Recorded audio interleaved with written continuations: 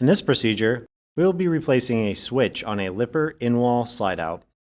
The tools required for this procedure are a Phillips head screwdriver or an electric drill with a Phillips bit. First, disconnect power from the source. Remove screws attaching the switch plate to the wall. Remove switch assembly from the wall cavity. With the new switch assembly in hand, replace each wire one at a time to the new switch.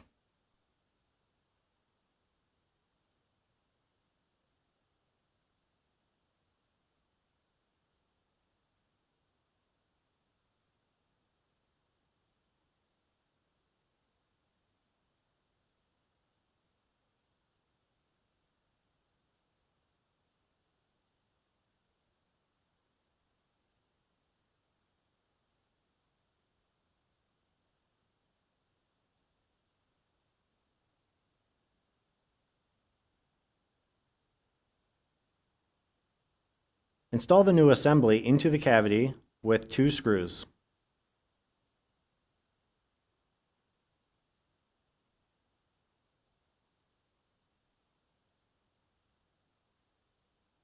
This completes the procedure on replacing a switch on a Lippert in-wall slide-out.